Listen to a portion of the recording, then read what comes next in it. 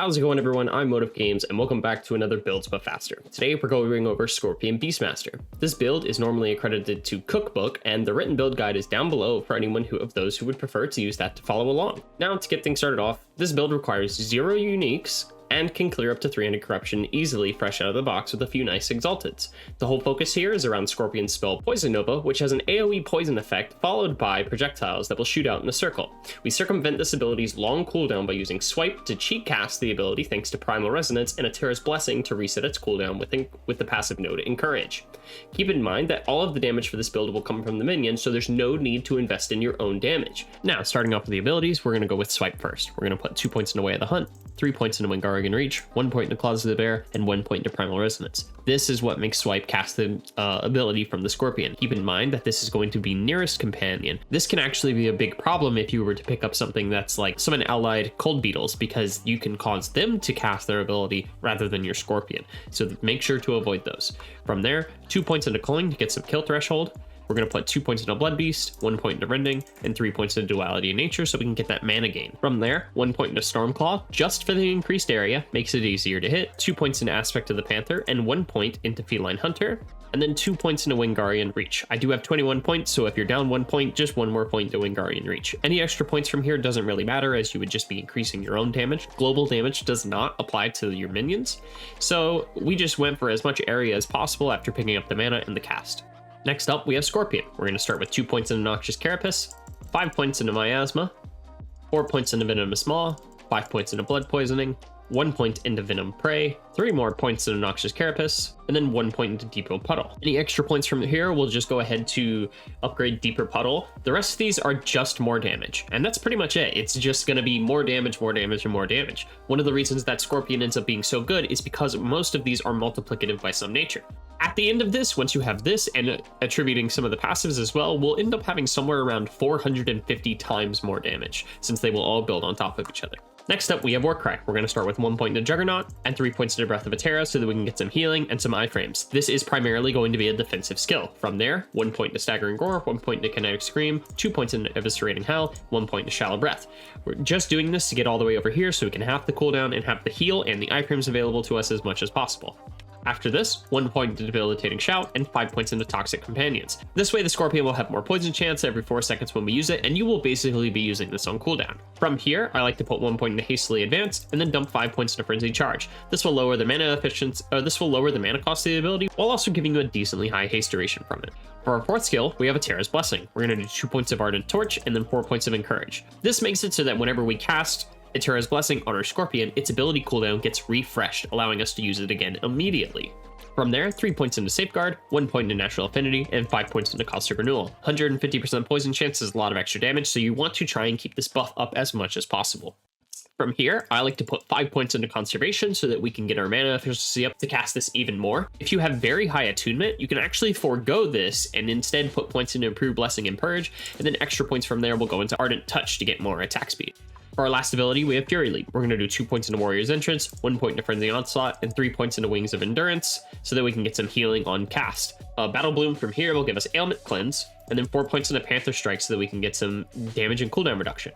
1 point into Herrot's Protection will make it so we're immune while leaping, giving us a second iframe, and then everything from this point on is honestly negligible. You can spend 3 points in Ambush Predator and pick up Gravity so that you have a pull. You could increase the stun chance down here if you want, or instead you could fill out Crater. I'm much bigger of a fan of Crater, and then we could put 1 random point into Savage Impact to get some Leech. All right, let's start with the passives now. We're going to start with 8 points of Natural Attunement, 1 point into Primal Medicine, and then 5 points into Hunter's Restoration. This gets us a good bit of health, a lot of attunement and resistances, and then some increased minion damage here, but mostly we want to get the healing received. 1 point into Primal Strength for strength and increased health regen, and then 5 points into Ancient Call. Now we're going to go into Beastmaster and start filling out our defensive attacks. We're going to start with 5 points into Earthsign Strength, 1 point into Artor's Loyalty, since we're only going to be using one companion anyways, and then 5 points into Boar Heart. From there, 5 points into Call of the Pact, 5 points into Porcine Constitution, and then 8 points into the Chase. This is going to be a huge quality of life buff, giving you minion attack speed and minion movement speed. From here, we're going to put 1 point into Life in the Wilderness, and then dump 10 points into Viper Fangs. The moment that Viper Fangs becomes available, it is the most important thing for us to grab.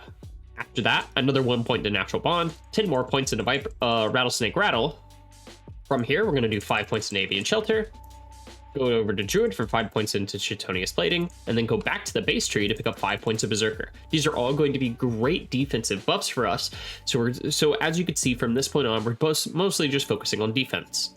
2 points of Boar Heart will help us make sure that we can sometimes try to keep this up as much as possible. We'll go ahead and max out Life in the Wilderness to get more vitality and endurance threshold, and then 5 points of Primal Aspects to help keep 100% uptime on Viper Fangs. It should be possible so long as you're using your swipe on cooldown. There is of course always a chance that you miss it, but with a 30% chance you'll get 5 or 6 swings out, you should be able to get the proc. From here, we'll pick up Druidic Prowess from Druid so we can get all attributes and then some go to 2-minute strength, 3 more points into Boar Heart, and then we can just pick up 3 more points in Avian Shelter. Those last few points aren't too important, so if you feel like there's anything you really want to grab, like maybe Feline Bond for increased companion revive range, which you shouldn't need as the Scorpion very rarely dies, feel free to.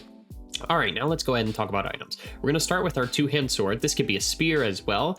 The only 2 lines that are important are going to be increased minion damage and reduced bonus damage taken from critical strikes. There are no real prefixes that are going to give us more damage, so it's very important that we get these, and we can kind of ignore the rest. On chest piece and headpiece, you want as many defensive lines as possible. The most important line is always going to be increased aspect of the Viper effect, as this is a massive damage increase and the most important one we can find in the build.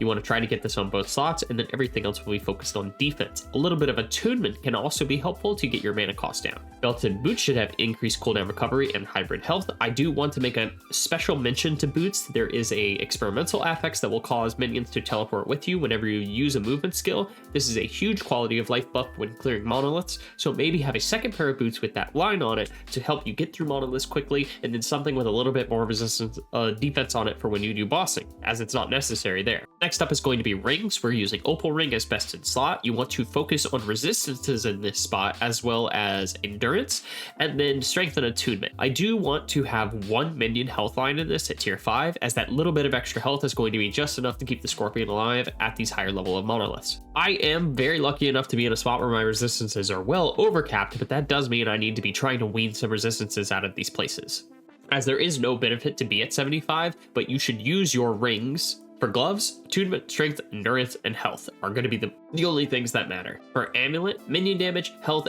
and then resistances are also going to be nice. Ignore the elemental damage line in here. This is gear that I'm currently playing on my character, and that just happened to be a line that I got on there. It does nothing for us. I do want to make a special mention to Dedication of the Race Primalist. This is one of the better relics that we can get on this build, as there's not really many things available. Just try to play whichever one rolls the best for you, but we do want to prioritize Summon Scorpion or resistances and health to make our character more tanky. For blessings, very similar as usual, we want to pick up percent health and flat health, and then other resistances to round it out.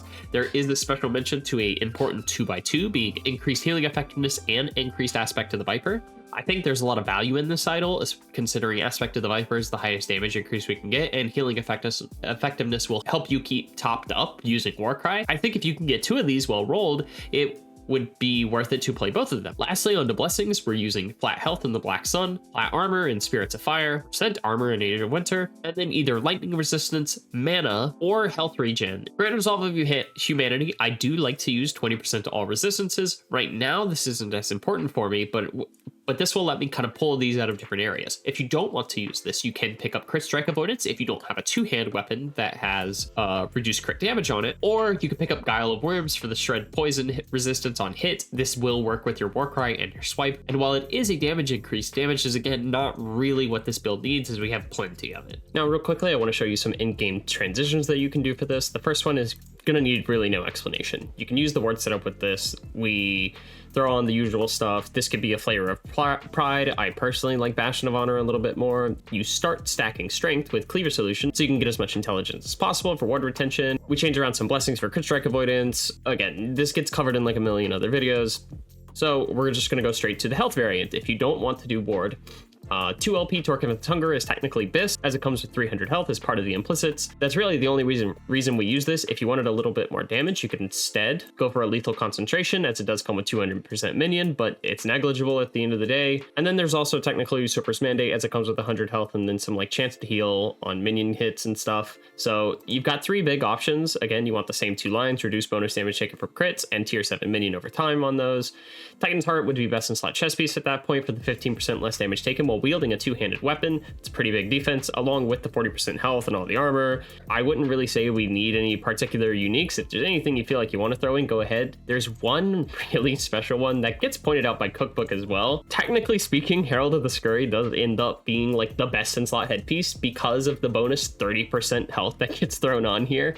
But one, this is a pretty rare headpiece to get like anything more than 2 LP on. So it's like you'd have to land the increased aspect of the Viper and some increased health on a 2 LP slam for Herald of the Scurry. It's probably better off you just don't worry about this and save a 2 LP Herald for like a squirrel build you actually want to use later. And now for a quick little run through on how the build plays. We of course want to cast Venom Nova to do damage on them. However, like we've said, we can get a reset from that through swipe, as you see there, casting Eterra's Blessing and casting it again. So a normal combo for you will look something like going into the enemy, and then we're going to go ahead and do Warcry, Q, swipe, Blessing, cast, Blessing, cast, Blessing, cast. You can swipe again wherever it comes up, but that's kind of the whole gist. We're just going to keep going. We're just going to keep doing Warcry, cast, swipe, Blessing.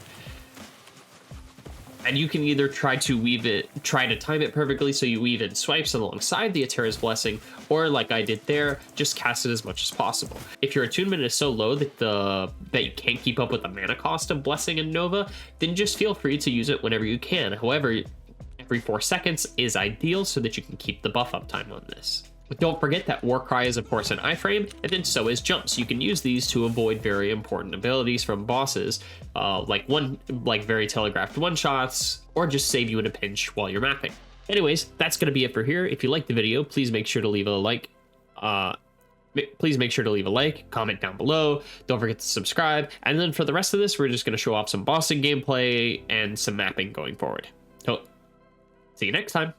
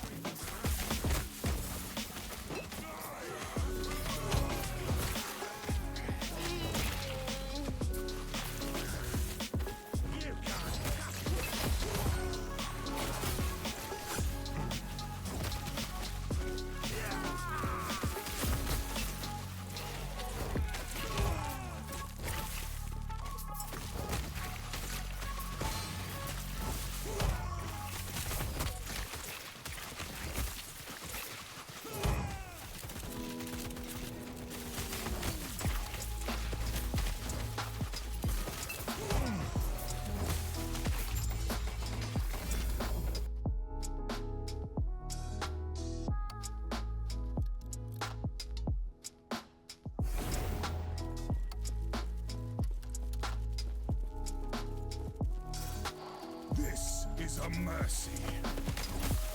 Shatter. Do not stand in my way.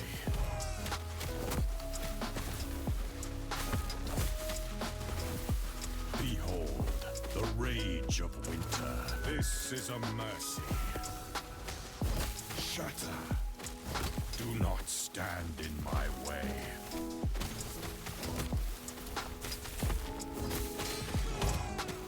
Rise, my fallen champions. Aid me. This is a mercy. Shatter. Do not stand in my way.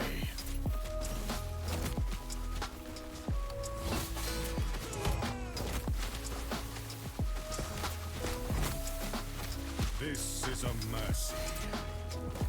Come, sons of Artor, aid me.